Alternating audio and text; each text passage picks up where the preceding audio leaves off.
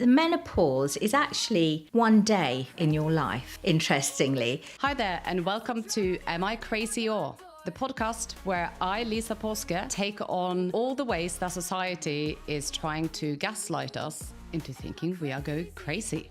This season, we are tackling the perimenopause. They often call it the second spring. I think it's more like the monsoon season. But I'm not doing this on my own. Each episode, I'll be interviewing a variety of experts as well as women going through it. This week, I had the pleasure of interviewing Dr. Myra Mahadevan. She's a menopause specialist doctor and GP from London, and she has been working for over 25 years helping thousands of women, including myself. You'll hear that story today, as well as our discussions around blood tests, UTI, depression, what's the other one? Memory loss. By the end of this, you will have a much better idea and hopefully some reassurance that you are not going crazy. Hello, Mayura. Hi, Lisa. Hi.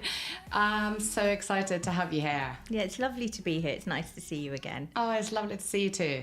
So you were my menopause doctor.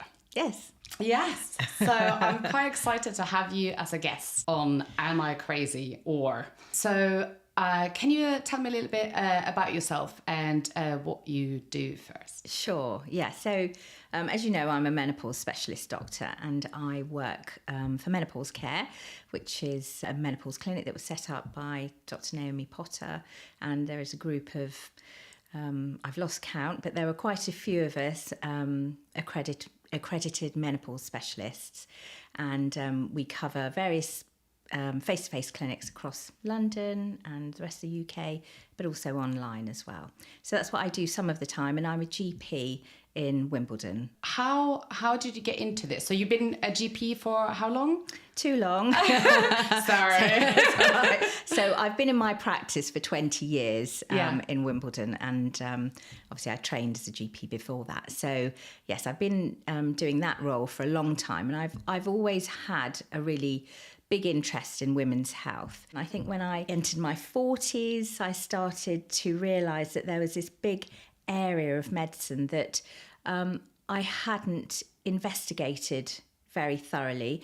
At medical school, we had very little education about the menopause. I think we possibly only had a half hour or 1 hour lecture actually. What? In the whole of our medical training. I mean, this was quite a few years ago, and I'm sure things have changed a little. Wow, that is mind-boggling, isn't it? It really is. It really is. So then obviously I was a qualified GP and working in general practice for a number of years, and realised that this was an area I needed to understand a bit more about. So I undertook some further training and attended lots of courses and became a member of the British Menopause Society and became an accredited British Menopause Society specialist. Oh, and is that like a requirement to work specifically on menopause? It isn't a requirement, actually. So there are huge numbers of menopause specialist doctors who are not accredited, and it doesn't mean they're not doing a good job, because of course they are. I think the important thing that as a doctor we need to focus on is practicing safely, practicing evidence-based medicine that is in line with current guidelines and what is considered good practice. Yeah, we can talk a little bit about how my journey was as well, because I came to you in quite a state of like despair, I would say. But before we go into that, let me just ask you about the definition of what perimenopause is and what menopause is. Yeah, so this is important to understand, I think.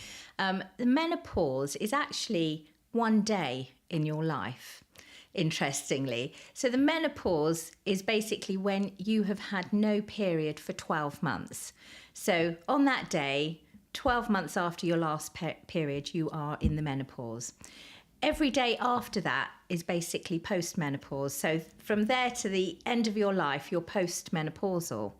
And before that, you're probably perimenopausal for anything up to 10 years. Wow. So it's really interesting, because if we look at, on average, I would say a woman would become menopausal between the ages of, say, 45 and 55. I think the vast majority of women will fall into that category. And so if you are looking at a woman who has a menopause at the age of 45, if you think about her perimenopause, which could last 7 to 10 years before that, she could potentially be experiencing perimenopausal symptoms in her mid to late 30s. Wow. And I really don't think most people know that. No. And that, I think, was the big shock for me, because I think most women, we just think that menopause is something that happens sometimes in your 50s. Yes.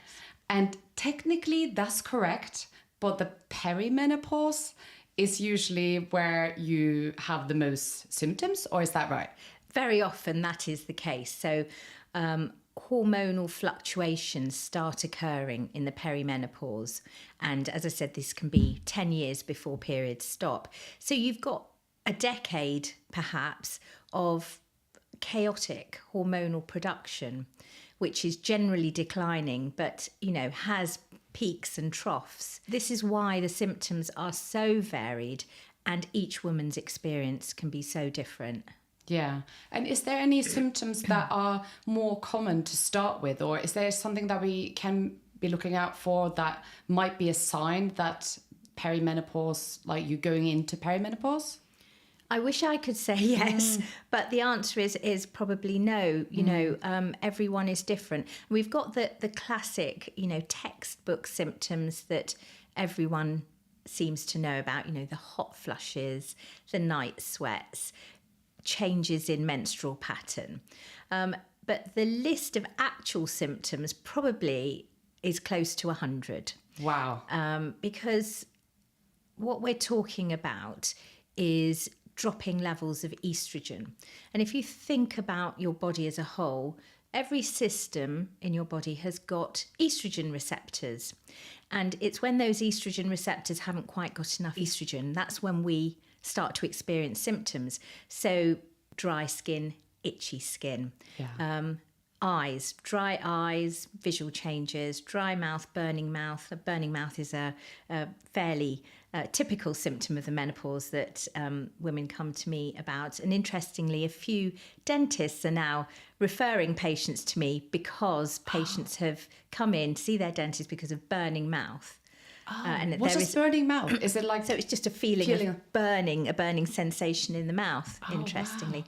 So, yes, so those are some of the symptoms. We've palpitations, vertigo, tinnitus, bloating, joint pains, a musculoskeletal syndrome of the menopause is something that's being discussed quite a bit now.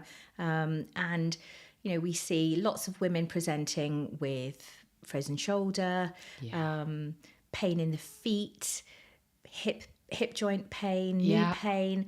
And these are all related to declining estrogen levels, probably, because if you think about it, estrogen has some anti-inflammatory effects. So when we've got lots of estrogen circulating when we're a bit younger, we don't have the aches and pains that we experience as we get older. Of course, there's a bit more wear and tear, but it's largely due to a reduction in the circulating estrogen. That's so interesting. So there were a few things there that I really want to touch on, because so I think I first saw you nearly exactly a year ago. I think so, yes. Yeah. And in that period leading up to that, I would say the 3 years leading up to that. And what I now realize might have been my first symptoms was I had a lot of joint pain. And I had a shoulder that I couldn't move any further than up to here. And I actually had a keyhole surgery on my shoulder because they couldn't figure out why it was. No one ever mentioned to me that menopause could be a trigger of this. Yeah, it's such a shame because so many women like yourself come to see me and they've already been to see maybe 3 or 4 different specialists. They've seen, a rheumatologist or an orthopedic surgeon. They might have seen a cardiologist because they've had palpitations, or an ENT specialist because of the dizziness and vertigo. And actually, if you look for a common denominator here, it's hormone. That is so interesting. And also, like, that was just one of them. So the frozen shoulder came first. That was probably, I think the year that I turned 40. And then I had the operation when I was like 41. And then I had the most excruciating pain in my left hip and one of my knees. So I had x-rays and MRIs, and they couldn't really find anything. They said like a little bit of tear and stuff. So you might get arthritis when you get older. And this is the thing that really is shocking, then they recommended that I don't do any other exercise than cycling and swimming. Now I know how important exercise is for your body when you are in menopause, especially muscles. That was terrible advice. Yes. But also, I completely ignored them, and I got really scared that I was declining really quickly, and I was just 40. I was 41. So I started actually double down on the exercise and got a PT and started doing a lot of weights, but without any knowledge. So it was kind of like luck of my instinct that was like, nah, I don't want to do that. But so do you get a lot of people in clinic that have been through a lot of tests and stuff beforehand? Absolutely. And one of the other things is, of course, mental health symptoms. Oh my God. So many women present with low mood or anxiety or flare up of symptoms. And I think it's important as clinicians, I think if we see a woman of 40 plus with a new first onset depression or anxiety, we really must think broadly about this person as a whole person, as opposed to immediately with a knee-jerk reaction saying, here, have some antidepressants. We really need to be exploring further whether this is hormonal, because Yes. it probably is. Oh my goodness. I'm so glad you said that, because that was the thing that really, that is the reason why I came to you in the end. I was desperate. Not only was my moods low and I experienced more PMS and such, I really didn't feel like myself. I felt so down. I would have the majority of each month in such a, like, I used to call it PMS depression, because I always used to have that week before my period where I felt really low. But that extended now to 2 weeks and sometimes longer, where I would feel so low I could barely get out of bed. And I just didn't know where to turn. And then the other thing that really affected me, and I remember what I said to you when I first saw you, I could not remember anything. Like, my brain had just turned to mush, and like I couldn't even remember things like 5 minutes, what's happened 5 minutes before, the short-term memory particular. And I had been a woman that had built an agency, built a business and sold it. And I was really capable and, actual engaged and intelligent, I thought. And I literally thought I felt like I would never be able to work again. And I remember coming to you saying, maybe I have early onset Alzheimer. Yes, I remember that. I do remember that. And you'll be surprised. It's a thought that occurs to so many women in the perimenopause, and so many women. So if you think about the age at which the perimenopause hits, it's very often in women who are fairly senior in their roles. They've been a big part of the workforce for a number of years. They've got lots of experience. They should be valued people within their organisations. And these women are getting to the point where they're actually thinking about stopping working because their brains are not functioning as they should. And it's such a shame. And we need to really address that, because, it's very straightforward and simple to sort this out. And interestingly, just to go back to your point about the PMS symptoms you were experiencing in the week leading up to the period, and then the 2 weeks leading up to the period. And that's really typical, again, because what we're looking at there is, just to go to kind of clinical terms, you're looking at the luteal phase of the menstrual cycle. So this is the 10 days or 2 weeks leading up to the onset of the period. And in that phase, we have estrogen levels which are declining naturally, and progesterone levels which are increasing. And in the perimenopause, it seems that those declining estrogen levels combined with the underlying fluctuations are what result in this worsening of PMS type symptoms. So very often an early perimenopausal woman will come to me saying, do you know what, I feel absolutely shocking in that week or two before my period, but the rest of the time I'm completely fine. And this is a clear sign of the start of hormonal fluctuations. Oh, that I so wish I knew that.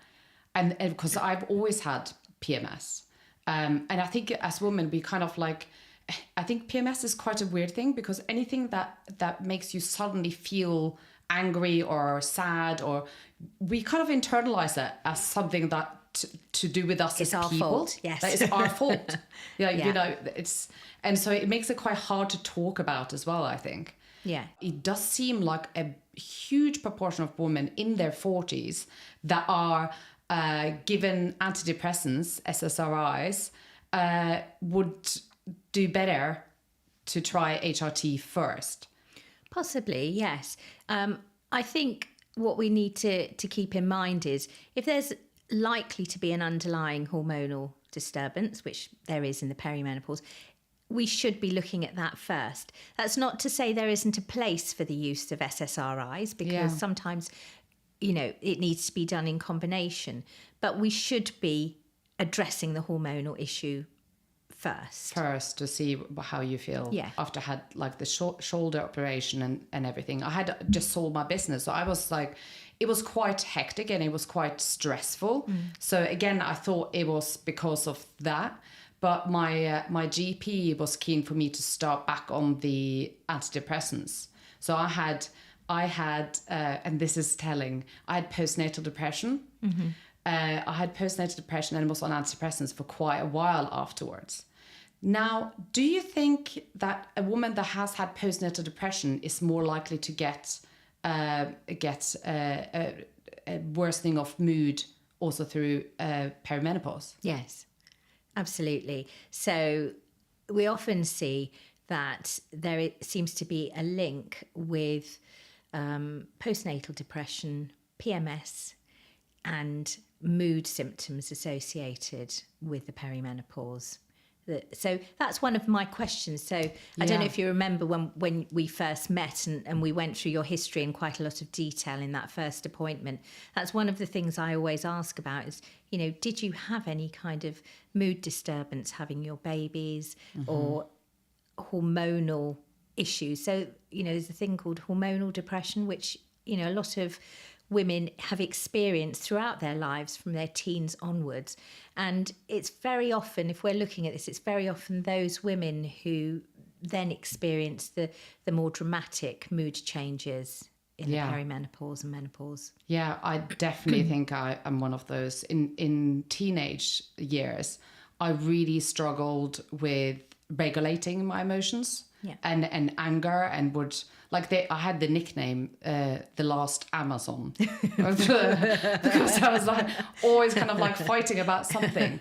But it was really awful feeling, isn't it? Like when you feel like not in control, because it has such an impact on the rest of your body, like how you feel in general. And then there's a lot of shame about feeling like we're angry. You know, anger in women is quite it's not acceptable, is no, it? No. And if you are angry, then you're kind of hysterical. Yes. And which is also, interestingly, the word hysterical actually meaning uterus. It's to do with the womb. Yeah. So absolutely. You know, the operation for the removal of a woman's womb is a hysterectomy.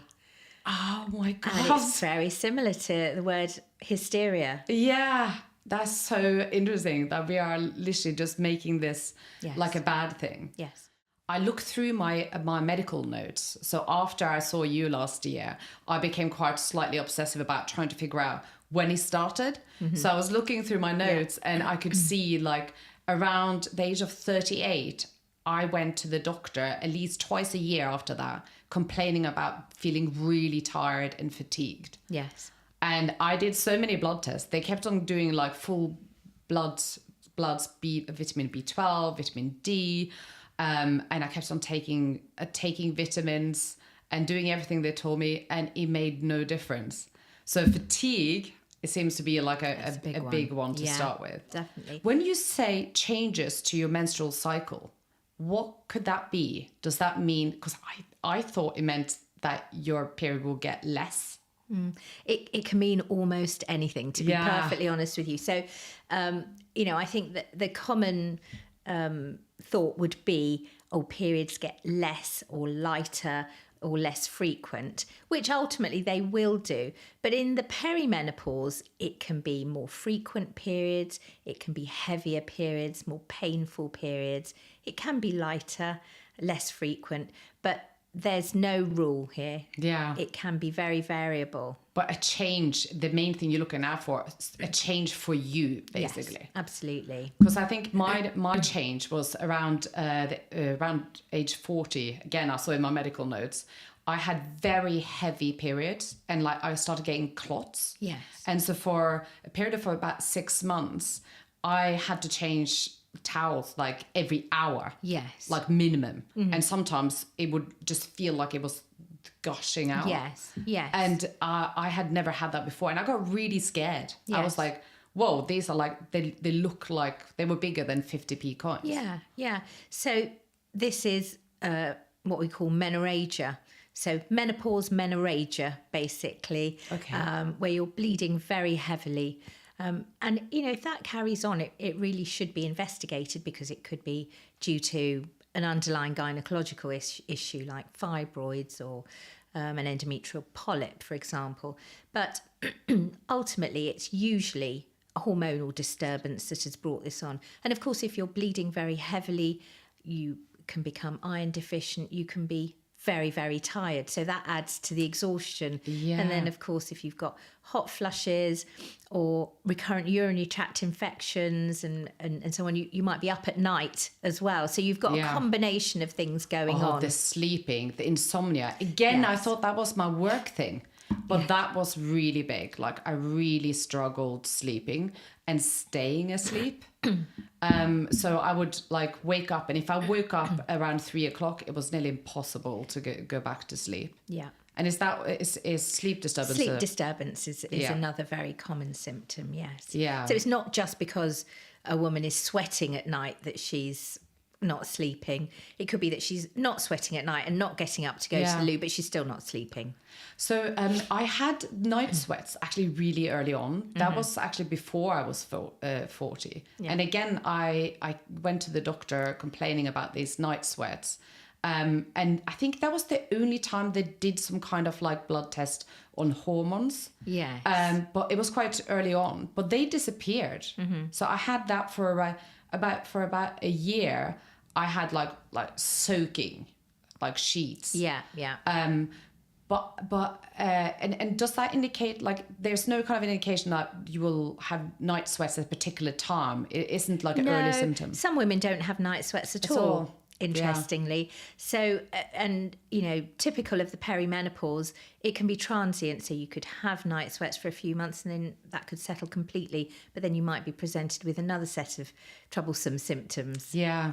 So one symptom that I think is quite interesting, and I feel is almost talked about too much, is every doctor I saw when I was kind of like wanting to know more about this, they and I think nearly every friend I have that I've talked to about menopause, when they went to the doctor, the first thing the doctor asked was, are you experiencing hot flashes? Yeah. Why is that the main thing? Well, I think in my 1 hour lecture at medical school, that's why. That's what was mentioned. That was, as a typical menopausal symptom, which everyone will probably, people who know about something about the menopause will say, hot flushes. Yeah. So, and it do, hot flushes do affect quite a large proportion of perimenopausal and menopausal women. But it's not the only symptom, of course. Yeah, I haven't had any so far, thank God. Yeah. Well, touch good, because that might just come tomorrow now. but that's one of the, I think the danger with talking about one specific symptom, and especially with that one, is that I feel a lot of doctors are using, are you experiencing hot flashes as a, if you aren't, you're not in perimenopause, yes, or not in menopause? Absolutely. No, we shouldn't be using it in that way. It should be part of a number of questions to look at other symptoms as well. Because, as we've discussed, the menopause and the hormonal fluctuations affect all systems. So it's a multi-system condition that can present with a huge variety of symptoms. So it's really important to look at all of them. Are there any symptoms that doesn't get talked about much that you see? I mean, there are so many symptoms. I think we've spoken about quite a few. The mental health symptoms, I think we should be talking a bit more about. But then in addition to those, there are the genitourinary symptoms. Oh my God, we haven't talked about this yet. This is a big one, of course. So estrogen depletion in the genitourinary tract can result in some really quite troublesome symptoms, which for some women can be a little embarrassing to discuss. So perhaps they're not raised, but symptoms such as vaginal dryness, vaginal irritation, pain during intercourse, pain in that area from wearing tight clothing or, exercising, walking, running, that area can become very sore and inflamed because of the lack of estrogen in the area. In addition to that, the urinary tract, the lower part of the urinary tract can be affected, and a lot of women start to experience symptoms such as urinary urgency and frequency. I know my colleagues in the clinic often talk about the key in the door syndrome, where you just about make it to the loo. The urgency is so great. Yeah. Then recurrent urinary tract infections, that's a common one, and a huge number of women experience that. And this is a problem, interestingly, that does improve with HRT, but there's more specific treatment for this. So we very often use topical low-dose estrogen preparations in that area, and it makes such a big difference. I was one of these. This was the one that really shocked me. Yeah. Because I had a UTI on and off for over 1 year. And yes, I remember now. Yes. Yeah. So when I came to you, I didn't even think about mentioning this, and I just mentioned it on a whim. Yeah. And I had antibiotics, like a smaller dose antibiotic for 8 months consecutively. Yeah. Because the UTI kept on coming back. And before this period, I might have had 2 UTIs in my life, and it would not go away. Yeah. I was on antibiotics, I was on D-Menose. D-Menose, yes. D-Menose. Yeah. And I saw a gynecologist, a urologist. The urologist was a woman in her late 40s, possibly. And I saw her 3 times. The last time I saw her, she wanted to do a procedure to widen the urethra. Yeah. Which I really did not want to do. Yeah. But at no point whatsoever did the GP, the gynecologist, or the urologist mention anything about hormones or menopause. Yeah, such a shame. Oh my God. And the really interesting thing and the great proof of this is that since I saw you and started HRT, you gave me estrogen gel as well as the estrogen. I have not had a single UTI. So there's the proof for that. Yes, absolutely. And that's shocking because you don't really think that UTI would be well, I never thought that would be a connection, but it makes sense now. Yeah, because absolutely. all the tissue changes with the Yes. estrogen depletion. Yeah. The topical estrogen, you can take that, like anyone can take that, even. Well, it's available to purchase over the counter now. Oh, so wow. Interestingly, but yes, it's very low dose. It's not absorbed to any degree systemically, so it's extremely safe and effective. I mean, actually, if you think about it, urinary tract sepsis is a big cause of female deaths.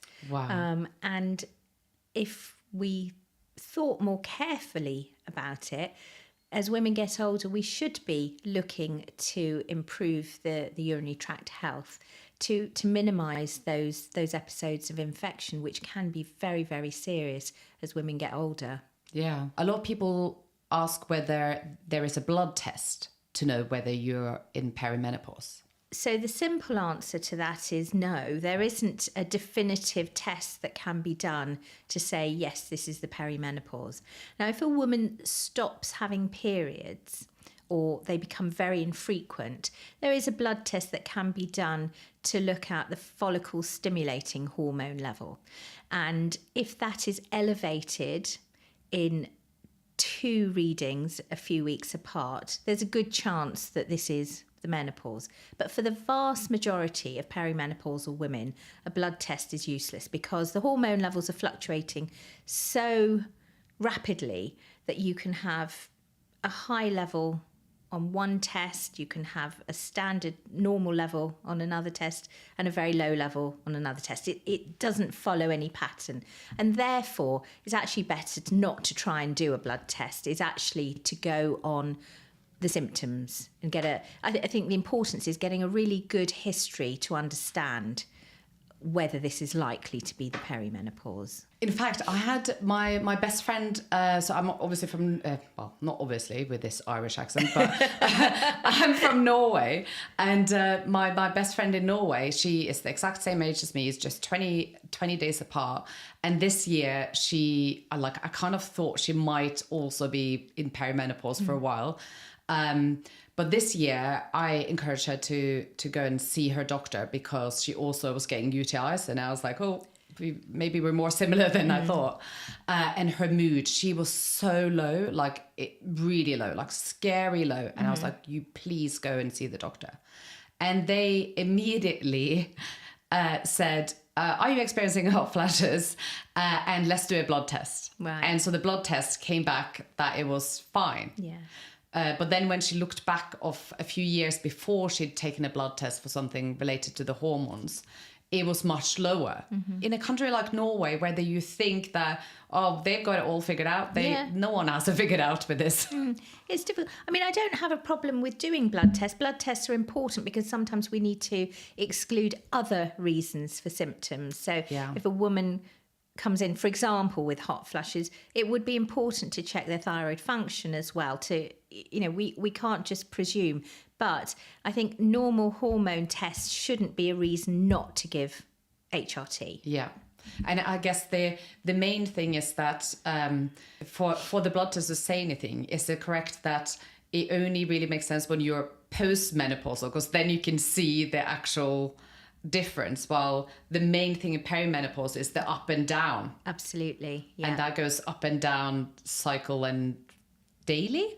Yeah, probably, hourly probably. Oh, this makes sense now. So actually, from my point of view as a doctor, the only really useful time to do a blood test would be in a young woman who is maybe under 40 and we're trying to establish, is this hormonal, is, someone of, say, mid-30s with period changes. It's worthwhile doing a blood test, but we shouldn't be too fixed on the actual result. But in the perimenopause, as I said, there's no reason to do it. In the past the menopause, actually, there's also not much reason to do a blood test to make a diagnosis because the woman is the right age, she's not having periods, so therefore she must be postmenopausal. Yes. So yeah, exactly. Yeah. That's the proof it itself. Yeah. Is there any advice that you can give to women going to see their GP? How can we get better treatment going to the GP, because I had to go to a private menopause clinic to get the help, because they basically told me, no, you're not menopausal. Yeah.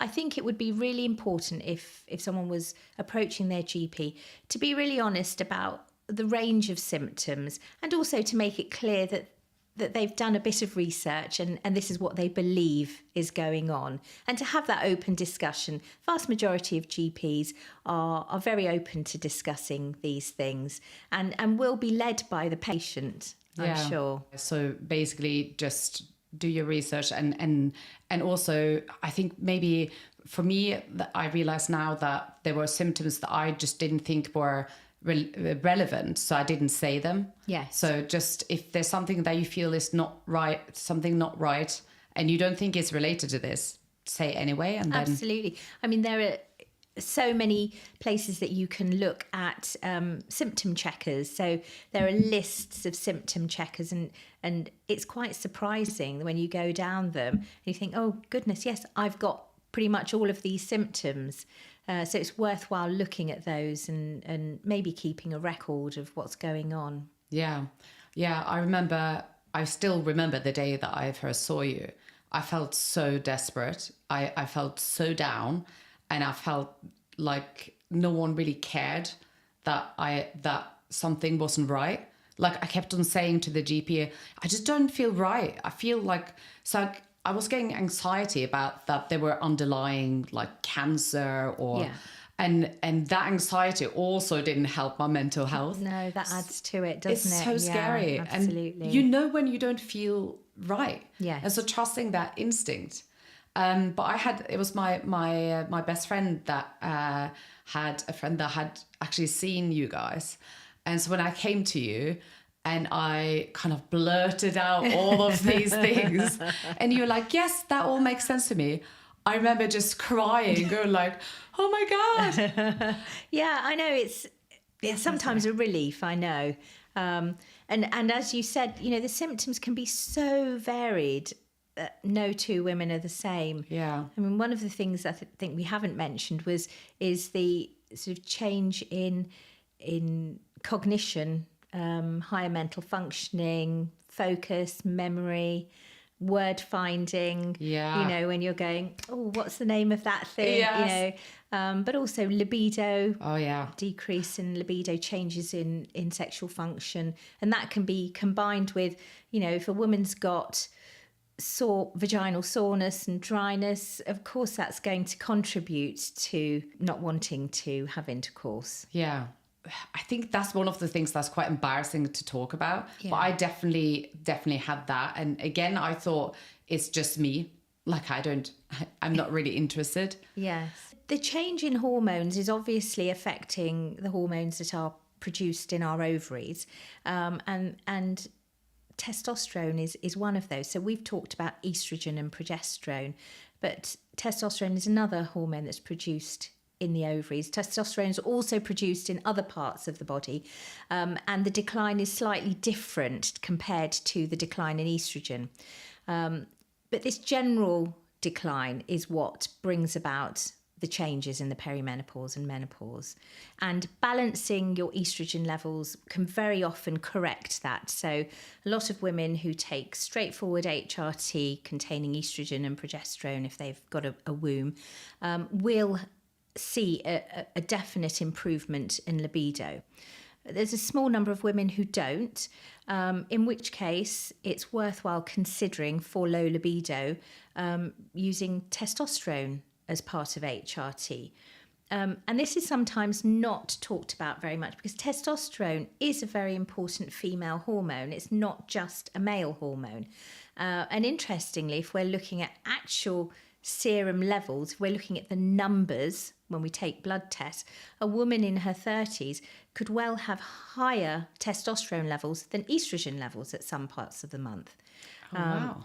The thing about testosterone is, for some women, the decline in testosterone doesn't bring about a lowering of libido, but it can also lead to lower energy levels, difficulty with retaining facts, memory, focus, and so on. So we need to look at the person as a whole, really.